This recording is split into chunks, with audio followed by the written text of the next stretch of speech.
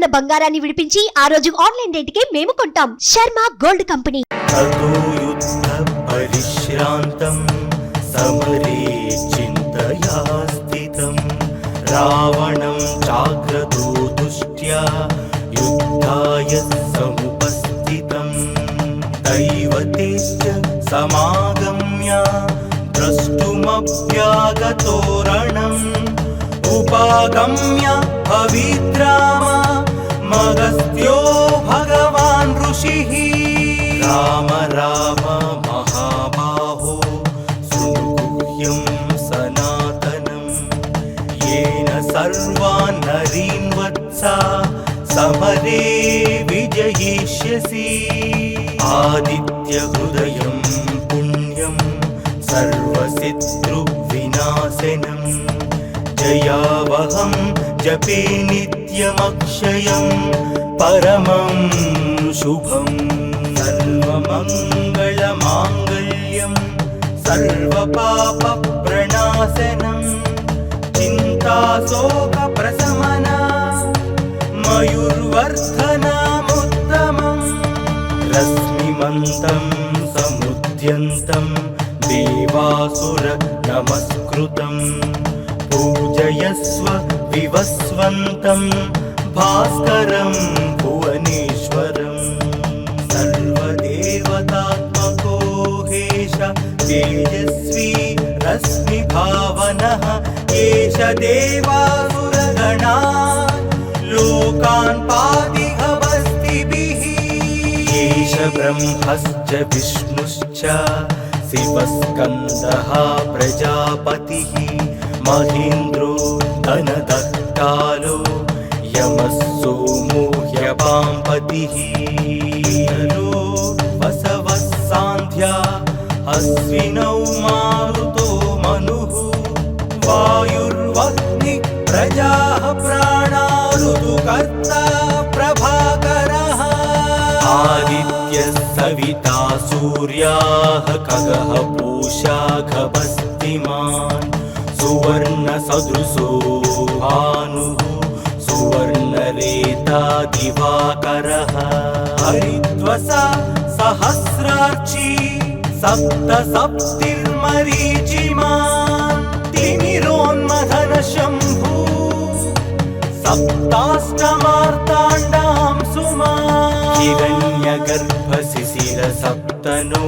भास्करो रविः अग्निगर्भोदितेः पुत्रा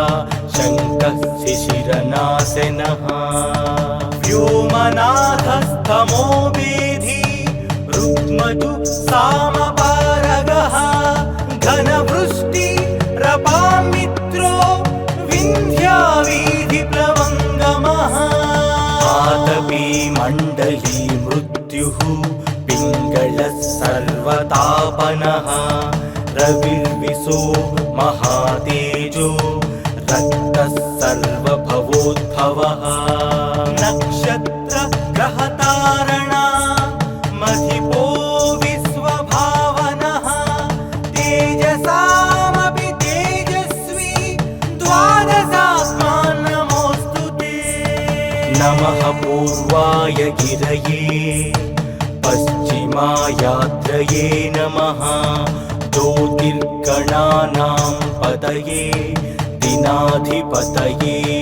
नमः जयाय जयभद्राय हर्यस्वाय नमो नमः नमो नमः सहस्रांशो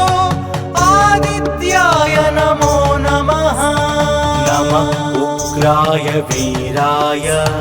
सारंगाय नमो नमः नमः पद्मप्रबोधाय मार्ताण्डाय नमो नमः ब्रह्मेशानाच्युतेशाय सूर्यायादित्यवर्चसे भास्वते सर्वभक्षाय रौद्राय वपुषे नमः तमोघ्नाय हिमघ्नाय शत्रुघ्नायामितात्मने कृतघ्नघ्नाय देवाय ज्योतिषां पतये नमः चामीकराभाय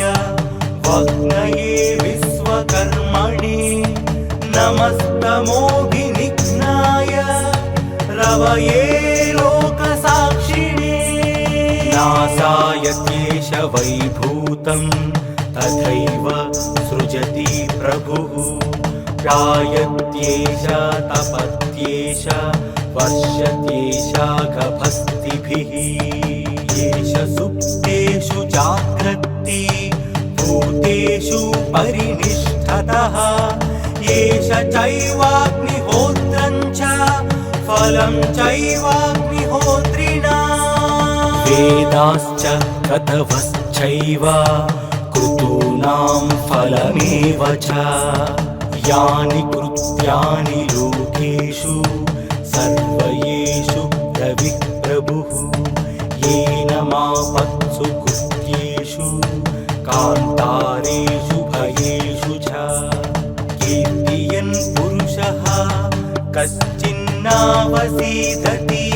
राघवा पूजया स्वैनमेकाग्रो देवदेवं जगत्पतिम् एतत् त्रिगुणितं जप्त्या युद्धेषु विजयिष्यसि अस्मिन् क्षणे महाबाहो रावणं त्वं वदिष्यसि एवमुक्त्या तदागस्तो जगाम च यथागतम् एतच्छ्रुत्वा महातेजा नष्टशोको भवत्तदा धारयामास सुप्रीतो राघवः प्रयतात्मवान् आदित्यं प्रेक्ष्य जप्त्यादु परं हर्षमवाप्तनवान् त्रिराचम्य शुचित् भूत्वा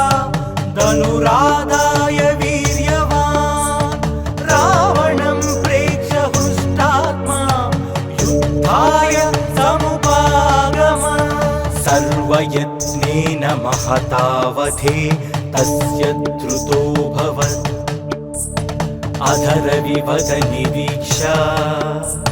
रामं मुदितमानः परमं प्रहृषमाणः निशिचरपति संशयं विदित्वा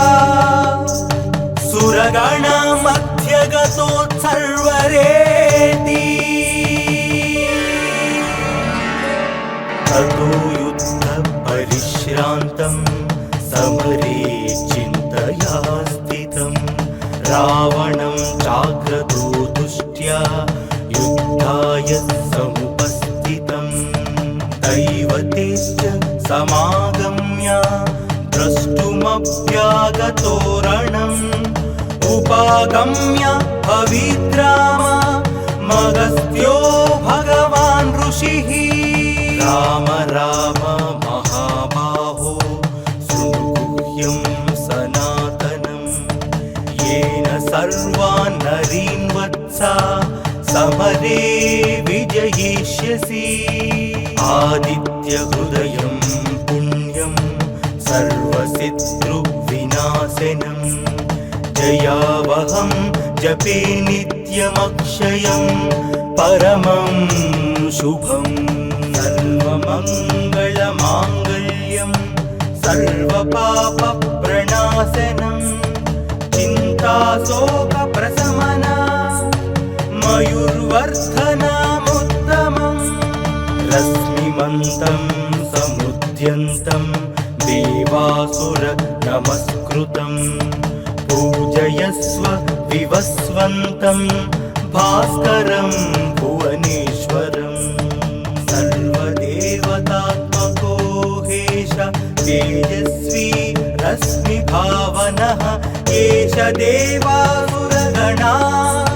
लोकान् पातिघवस्तिभिः एष ब्रह्मश्च विष्णुश्च शिवस्कन्दः प्रजापतिः महेन्द्रो धनदत्तालो यमः सोमो ह्यपाम्पतिः वसवः सान्ध्या अश्विनौ मारुतो मनुः वायुर्वह्निः प्रजाः प्राणा ऋतुकर्ता प्रभाकरः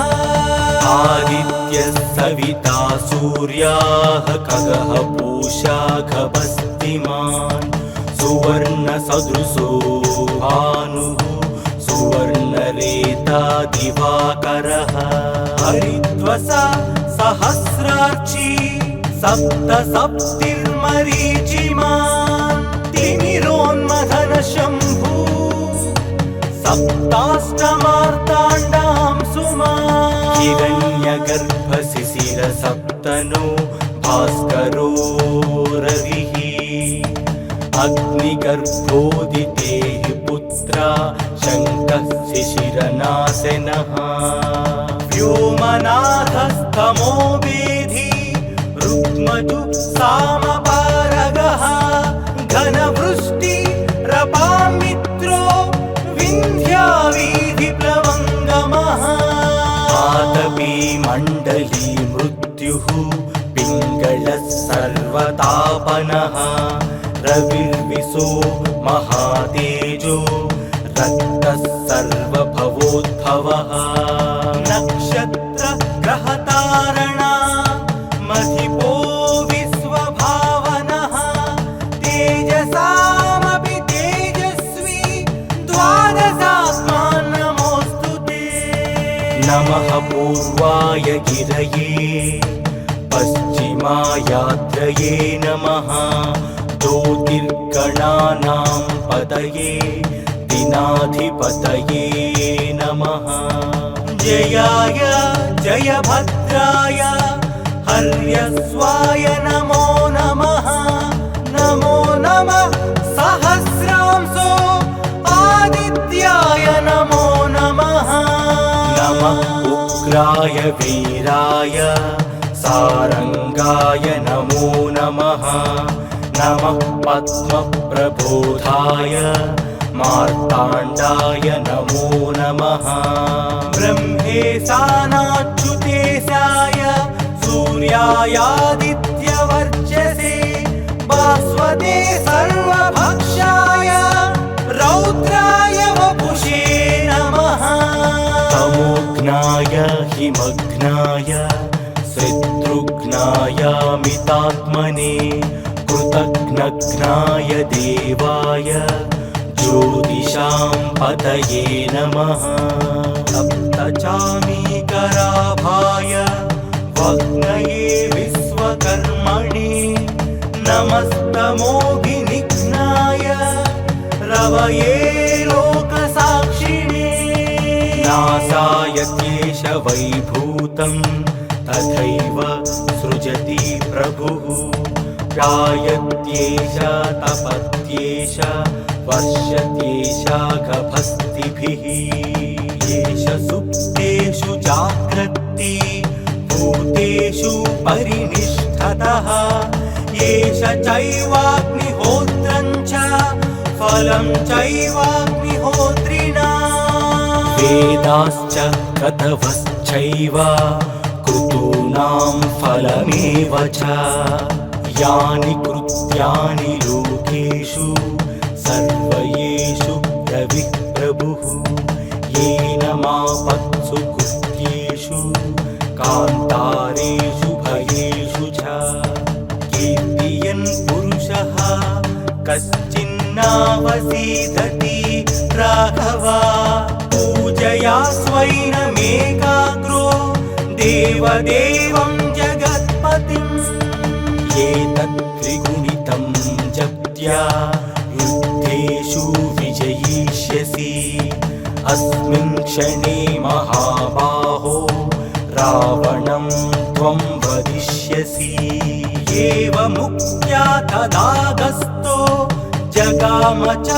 यथागतम् एतच्छ्रुत्वा महातेजा नष्टशोको भवत्तरा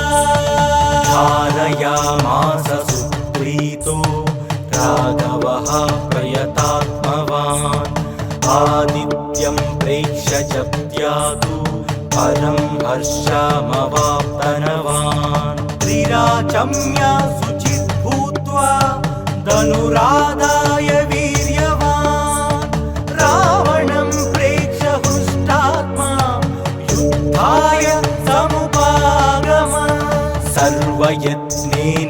हतावधे तस्य द्रुतोऽभवत् अधरविवद निरीक्षा रामं मुदितमानः परमं प्रहृषमाणः निशीचरपति संशयं विदित्वा सुरगणमध्यगतोत्सर्वरेति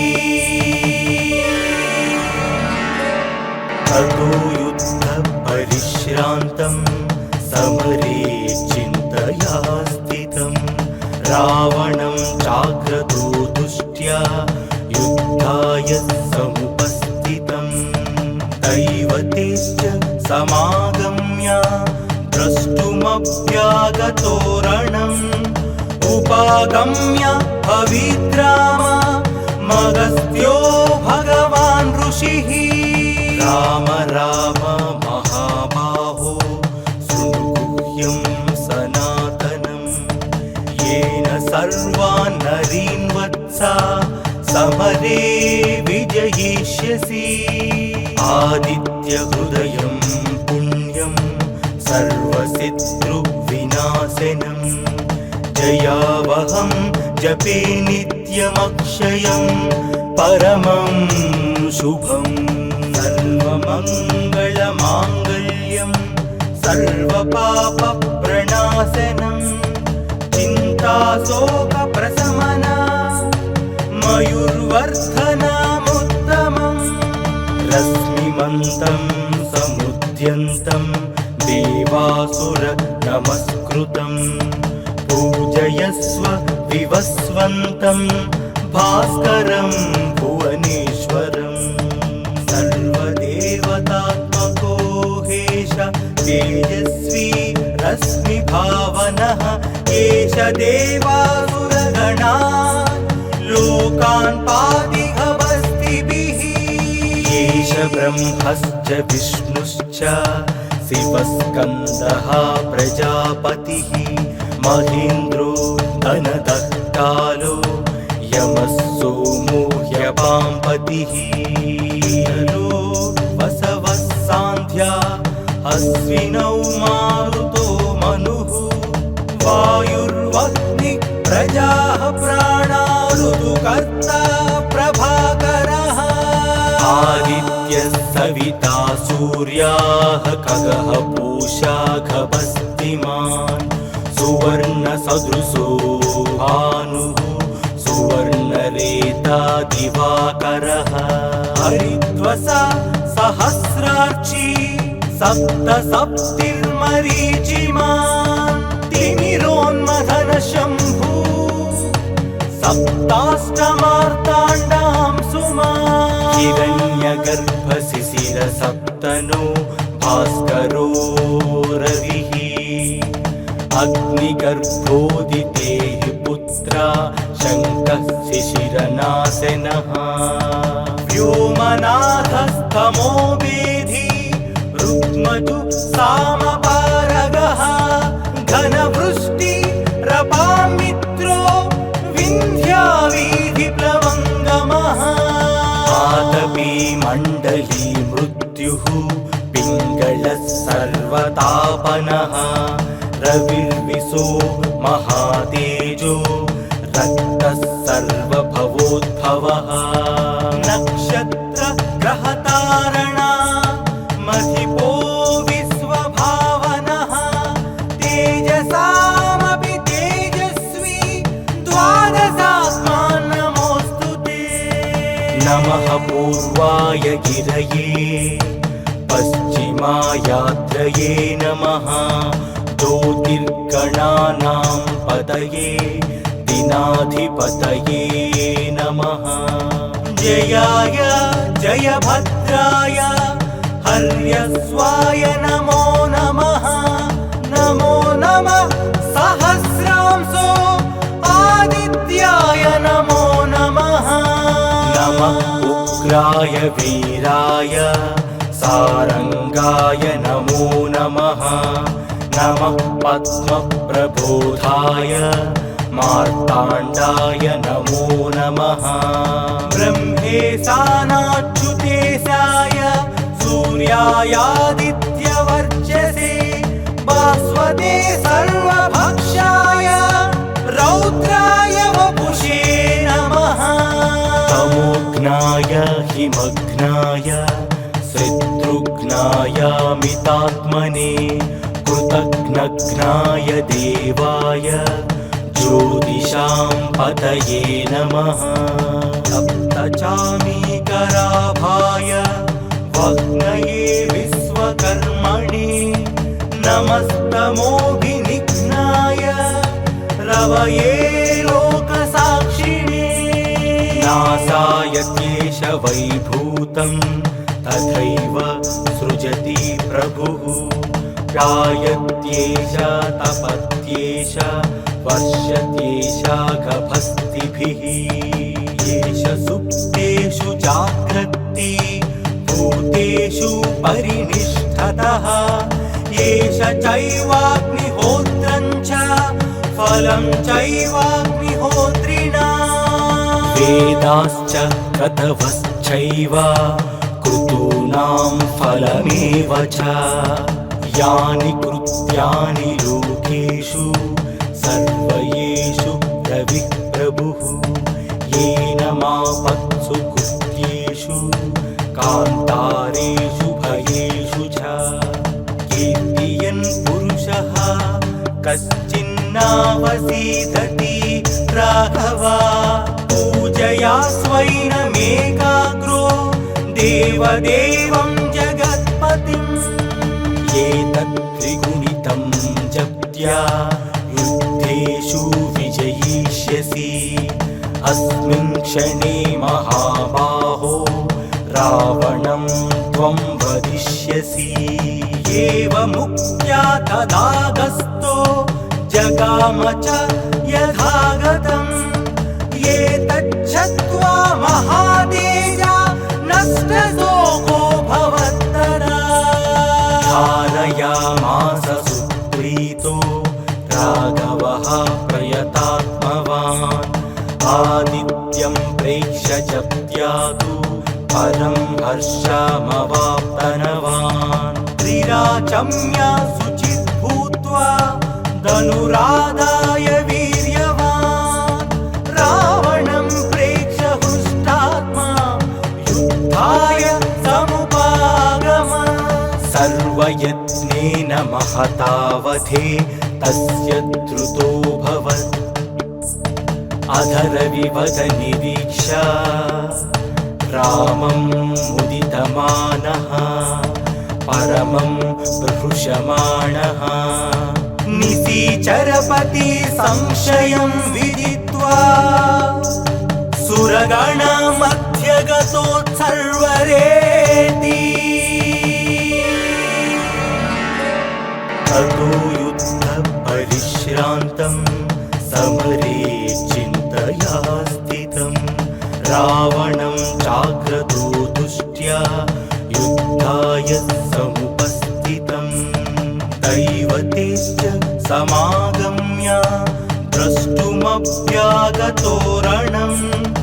उपागम्य पवित्राम मगस्त्यो भगवान् ऋषिः राम राम महाबाहो शृणुगुह्यं सनातनं येन सर्वान् नरीन् वत्सा समरे विजयिष्यसि आदित्यहृदयं पुण्यं सर्वशत्रुविनाशनं जयावहं जपे नित्यमक्षयं परमं शुभं सर्वमङ्गलमाङ्गल्यं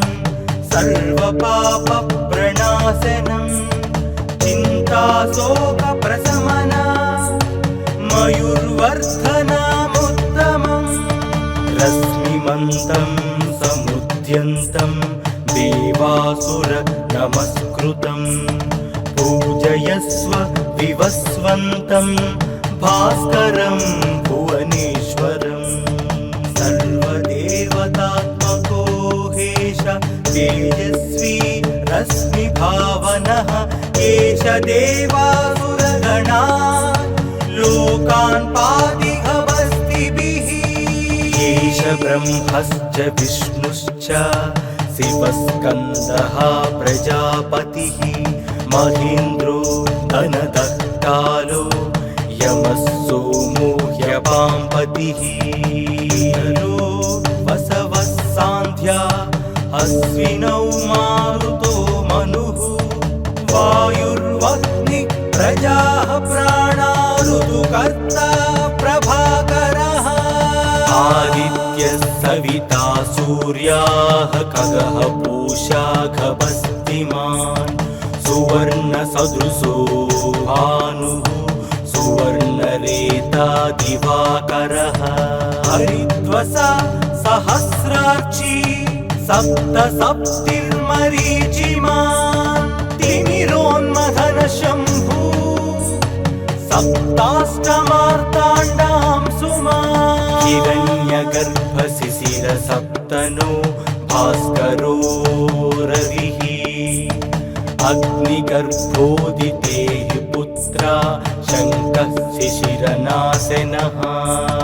व्योमनाथस्तमो वेधी रुक्मजु सामपारगः घनवृष्टि रपामित्रो विन्ध्यावीधिप्लवङ्गमः आतपी मण्डली मृत्युः पिङ्गलः सर्वतापनः रविर्विशो महातेजो रक्तः सर्वभवोद्भवः नक्षत्र ग्रहतारणा मधिपो विश्वभावनः तेजसामपि तेजस्वी द्वादशात्मान् नमोऽस्तु ते नमः पूर्वाय गिरये पश्चिमायात्रये नमः ज्योतिर्गणानां पतये दिनाधिपतये नमः जयाय जयभद्राय हर्यस्वाय नमो नमः नमो नमः सहस्रांशो आदित्याय नमो नमः नमः उग्राय वीराय सारंगाय नमो नमः नमः पद्मप्रबोधाय मार्ताण्डाय नमो नमः ब्रह्मेशानाच्युतेशाय सूर्यायादित्यवर्चसे भास्वते सर्वभक्षाय रौद्राय वपुषे नमः तमोघ्नाय हिमघ्नाय शत्रुघ्नाय मितात्मने कृतघ्नघ्नाय देवाय ज्योतिषां पतये नमः सप्तचामीकराभाय वह्नये विश्वकर्मणे नमस्तमोभिनिघ्नाय रवये लोकसाक्षिणे नासाय केशवैभूतं तथैव सृजति प्रभुः गायत्येष तपत्येष वर्षत्येष गभस्तिभिः येष सुप्तेषु जाग्रत्ति भूतेषु परिनिष्ठतः येष चैवाग्निहोत्रं च फलं चैवाग्निहोत्रिणा वेदाश्च क्रतवश्चैव क्रतूनां फलमेव च यानि कृत्यानि लोकेषु सर्वयेषु रविः प्रभुः येन मापत्सु कृत्येषु कान्तारेषु भयेषु च कीर्तियन् पुरुषः कश्चिन्नावसीदति राघव पूजया स्वैनमेकाग्रो देवदेवं जगत्पतिम् एतत् त्रिगुणितं जप्त्या युद्धेषु विजयिष्यसि अस्मिन् क्षणे महाबाहो रावणं त्वं वदिष्यसि एवमुक्त्या तदागस्तो जगाम च यथागतम् एतच्छ्रुत्वा महातेजा नष्टशोको ध्यानयामास सुप्रीतो राघवः प्रयतात्मवान् आदित्यं प्रेक्ष्य च त्यातु परं हर्षमवाप्तनवान् त्रिराचम्य शुचिः भूत्वा धनुराधाय वीर्यवान् रावणं प्रेक्ष्य हृष्टात्मा युद्धाय समुपागम सर्वयत्नेन महतावधे तस्य द्रुतोऽभवत् अधरविवद निरीक्ष्य रामं मुदितमानः परमं प्रहृषमाणः निशिचरपति संशयं विदित्वा सुरगणमध्यगतोत्सर्वरेति ततो युद्धपरिश्रान्तं समरे चिन्तया स्थितं रावणं चाग्रतो दुष्ट्या युद्धाय समुपस्थितं दैवतेश्च समागम्य द्रष्टुमभ्यागतो रणम् उपागम्य पवित्राम मगस्त्यो भगवान् ऋषिः राम राम महाबाहो शृणुगुह्यं सनातनं येन सर्वान् नरीन् वत्सा समरे विजयिष्यसि आदित्यहृदयं पुण्यं सर्वशत्रुविनाशनं जयावहं जपे नित्यमक्षयं परमं शुभम् सर्वमङ्गलमाङ्गल्यं सर्वपापप्रणाशनं चिन्ताशोकप्रशमना मयूर्वर्धनमुत्तमम् रश्मिमन्तं समुद्यन्तं देवासुर नमस्कृतं पूजयस्व विवस्वन्तं भास्करं भुवनेश्वरं सर्वदेवतात्मको हेश तेजस्वी रश्मिभावनः एष देवासुरगणा लोकान् पातिहवस्तिभिः एष ब्रह्मश्च विष्णुश्च शिवस्कन्दः प्रजापतिः महेन्द्रो धनदः कालो यमः सोमो ह्यपाम्पतिः नरो वसवः सान्ध्या अश्विनौ मारुतो मनुः वायुर्वह्निः प्रजाः प्राणा ऋतुकर्ता प्रभाकरः आदित्यः सविता सूर्याः खगः पूषा खगस्तिमान् सुवर्णसदृशो भानुः सुवर्णरेता दिवाकरः हरिद्वसा सहस्रार्ची सप्तसप्तिर्मरीचिमान् तिमिरोन्मथनशम्भू सप्ताष्टमार्ताण्डां सुमान् हिरण्यगर्भशिशिरसप्तनो भास्करो रविः अग्निगर्भोदितेः पुत्रा शङ्कः शिशिरनाशनः व्योमनाथस्तमो वेधी रुक्मजु सामपारगः घनवृष्टि रपामित्रो विन्ध्यावीधिप्लवङ्गमः आतपी मण्डली मृत्युः पिङ्गलः सर्वतापनः रविर्विशो महातेजो रक्तः सर्वभवोद्भवः नक्षत्र ग्रहतारणा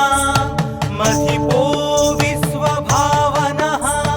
तेजसामपि तेजस्वी द्वादशात्मान् नमोऽस्तुते नमः पूर्वाय गिरये पश्चिमायात्रये नमः ज्योतिर्गणानां पतये दिनाधिपतये नमः जयाय जयभद्राय हर्यस्वाय नमो नमः नमो नमः सहस्रांशो आदित्याय नमो नमः नमः उग्राय वीराय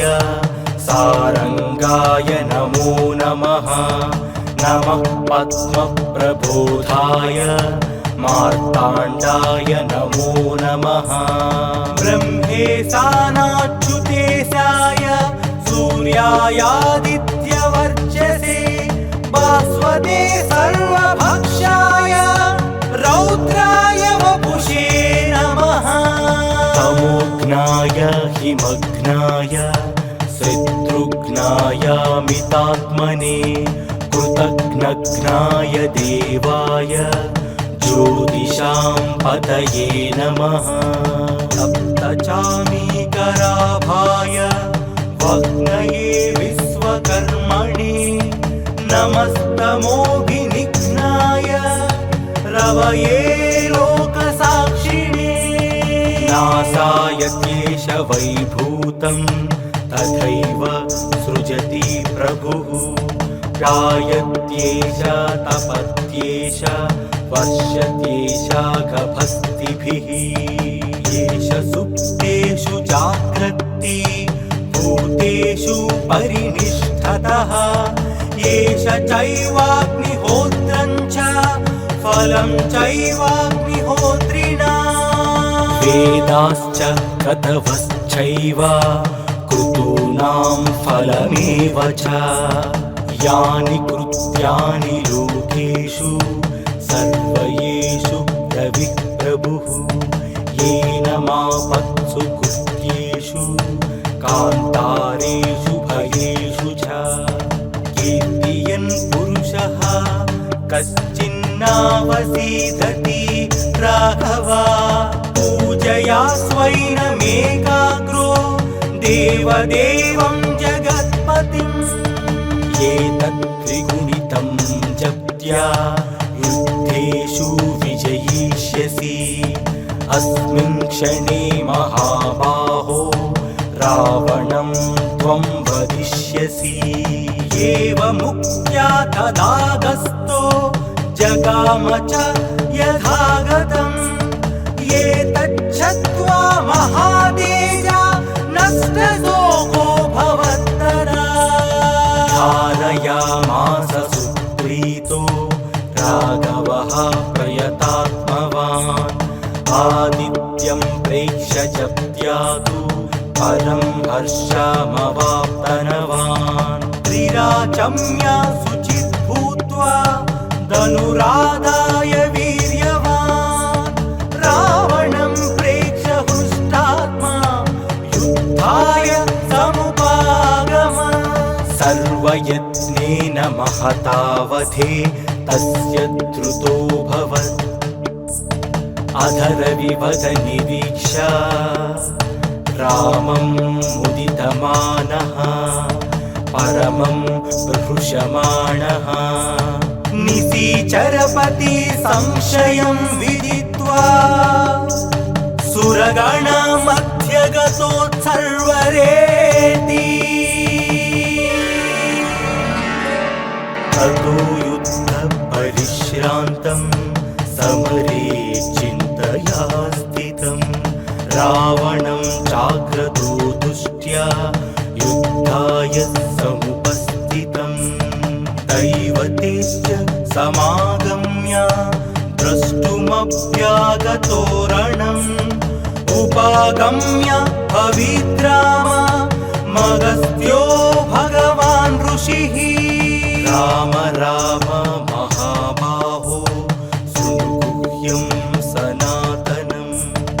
येन सर्वान् नरीन् वत्सा समरे विजयिष्यसि आदित्यहृदयं पुण्यं सर्वशत्रुविनाशनं जयावहं जपे नित्यमक्षयं परमं शुभं सर्वमङ्गलमाङ्गल्यं सर्वपापप्रणाशनं चिन्ताशोकप्रशमनं मयूर्वर्धनमुत्तमम् रश्मिमन्तं समुद्यन्तं देवासुर नमस्कृतं पूजयस्व विवस्वन्तं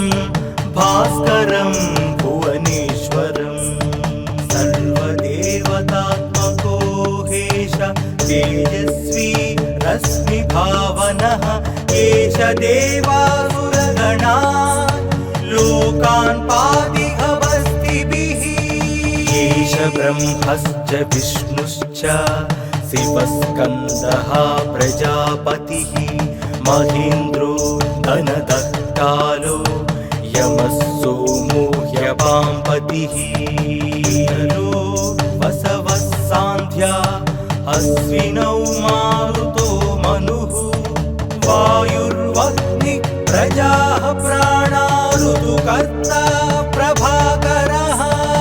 आदित्यः सविता सूर्याः खगः पूषा खगस्तिमान् सुवर्णसदृशो भानुः सुवर्णरेता दिवाकरः हरिद्वसा सहस्रार्ची सप्तसप्तिर्मरीचिमान् तिमिरोन्मथन शम्भु सप्ताष्टमार्ताण्डां सुमान् हिरण्यगर्भशिशिर सप्तनो भास्करो रविः अग्निगर्भोदितेः पुत्रा शङ्कः शिशिरनाशनः व्योमनाथस्तमो वेधी रुक्मतु सामपारगः घनवृष्टि रपामित्रो विन्ध्यावीधिप्लवङ्गमः आतपी मण्डली मृत्युः पिङ्गलः सर्वतापनः रविर्विशो महातेजो रक्तः सर्वभवोद्भवः नक्षत्र ग्रहतारणा मधिपो विश्वभावनः तेजसामपि तेजस्वी द्वादशात्मान् नमोऽस्तु ते नमः पूर्वाय गिरये पश्चिमायात्रये नमः ज्योतिर्गणानां पतये दिनाधिपतये नमः जयाय जयभद्राय हर्यस्वाय नमो नमः नमो नमः सहस्रांशो आदित्याय नमो नमः नमः उग्राय वीराय सारंगाय नमो नमः नमः पद्मप्रबोधाय मार्ताण्डाय नमो नमः ब्रह्मेशानाच्युतेशाय सूर्यायादित्यवर्चसे भास्वते सर्वभक्षाय रौद्राय वपुषे नमः तमोघ्नाय हिमघ्नाय शत्रुघ्नाय मितात्मने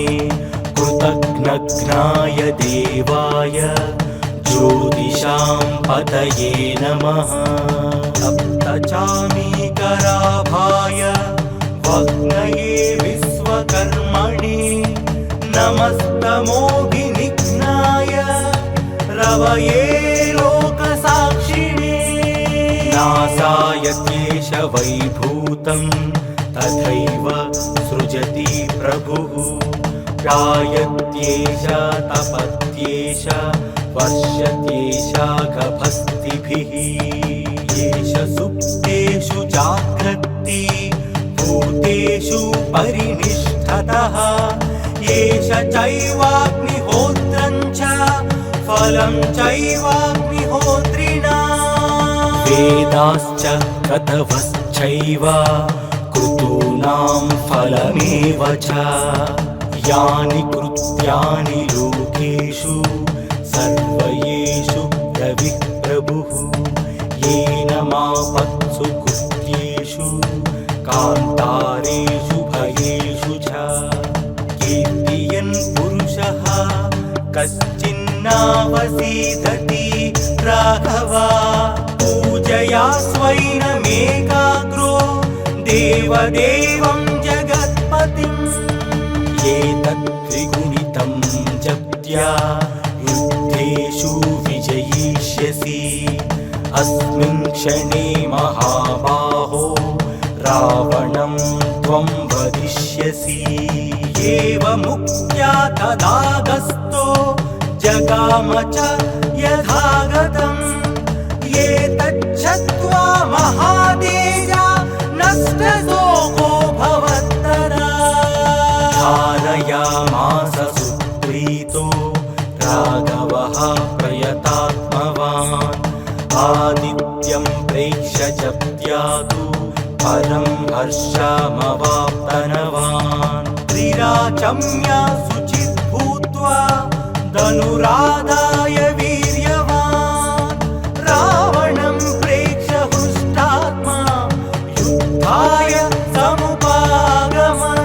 सर्वयत्नेन महतावधे तस्य द्रुतोऽभवत् अधरविवद निरीक्षा रामं मुदितमानः परमं प्रहृषमाणः निशिचरपति संशयं विदित्वा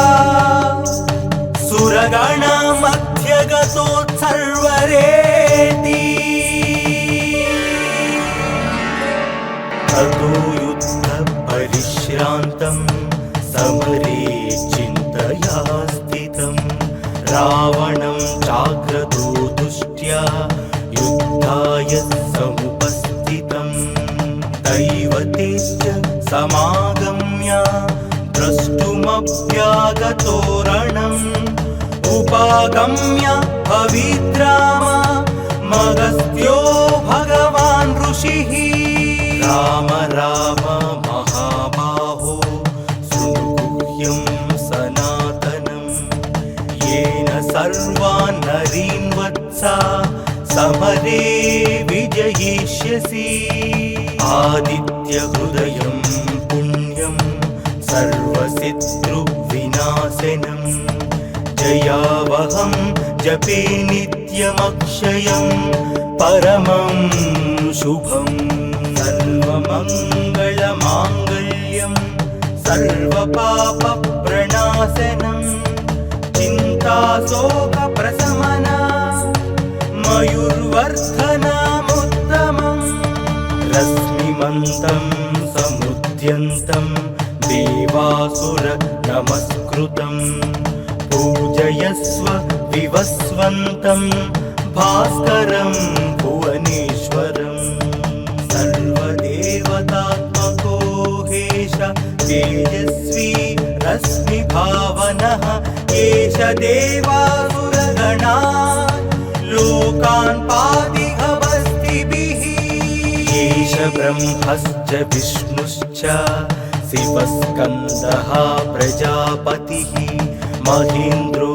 धनदः कालो यमः सोमो ह्यपाम्पतिः वसवः सान्ध्या अश्विनौ मारुतो मनुः वायुर्वह्निः प्रजाः प्राणा ऋतुकर्ता प्रभाकरः आदित्यः सविता सूर्याः खगः पूषा खगस्तिमान् सुवर्णसदृशो भानुः सुवर्णरेता दिवाकरः हरिद्वसा सहस्रार्ची सप्तसप्तिर्मरीचिमान् तिमिरोन्मथनशम्भू सप्ताष्टमार्ताण्डां सुमान् हिरण्यगर्भशिशिरसप्तनो भास्करो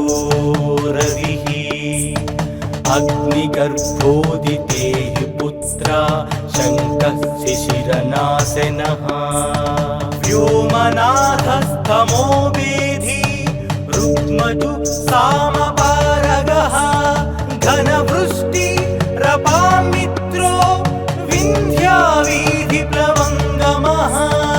आतपी मण्डली मृत्युः पिङ्गलः सर्वतापनः रविर्विशो महातेजो तेजो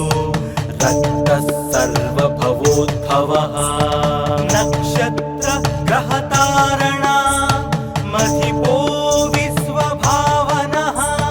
तेजसामपि तेजस्वी द्वादशात्मान् नमोऽस्तु ते नमः पूर्वाय गिरये पश्चिमायात्रये नमः ज्योतिर्गणानां पतये दिनाधिपतये नमः जयाय जयभद्राय हर्यस्वाय नमो नमः नमो नमः सहस्रांशो आदित्याय नमो नमः नमः उग्राय वीराय सारंगाय नमो नमः नमः पद्मप्रबोधाय मार्ताण्डाय नमो नमः ब्रह्मेशानाच्युतेशाय सूर्यायादित्यवर्चसे भास्वते सर्वभक्षाय रौद्राय वपुषे नमः तमोघ्नाय हिमघ्नाय शत्रुघ्नाय मितात्मने कृतघ्नघ्नाय देवाय ज्योतिषां पतये नमः सप्तचामीकराभाय वग्नये विश्वकर्मणे नमस्तमोभिनिघ्नाय रवये लोकसाक्षिणे नासाय केशवैभूतं तथैव सृजति प्रभुः गायत्येष तपत्येष वर्षत्येष गभस्तिभिः येष सुप्तेषु जाग्रत्ति भूतेषु परिनिष्ठतः येष चैवाग्निहोत्रं च फलं चैवाग्निहोत्रिणा वेदाश्च क्रतवश्चैव क्रतूनां फलमेव च यानि कृत्यानि लोकेषु सर्वयेषु प्रभुः येन मापत्सु कृत्येषु कान्तारेषु भयेषु च कीर्तियन् पुरुषः कश्चिन्नावसीदति राघव पूजया स्वैनमेकाग्रो देवदेवं जगत्पतिम् एतत् त्रिगुणितं जप्त्या युद्धेषु विजयिष्यसि अस्मिन् क्षणे महाबाहो रावणं त्वं वदिष्यसि एवमुक्त्या तदागस्तो जगाम च यथागतम् एतच्छ्रुत्वा महातेजा नष्टशोको भवत्तदा धारयामास सुप्रीतो राघवः प्रयतात्मवान् आदित्यं प्रेक्ष्य जप्त्यातु परं हर्षमवाप्तनवान् त्रिराचम्य शुचित् भूत्वा धनुराधाय वीर्यवान् रावणं प्रेक्ष्य हृष्टात्मा युद्धाय समुपागम सर्वयत्नेन महतावधे तस्य द्रुतोऽभवत् अधरविवद निरीक्ष्य रामं मुदितमानः परमं प्रहृषमाणः निशिचरपति संशयं विदित्वा सुरगणमध्यगतोत्सर्वरेति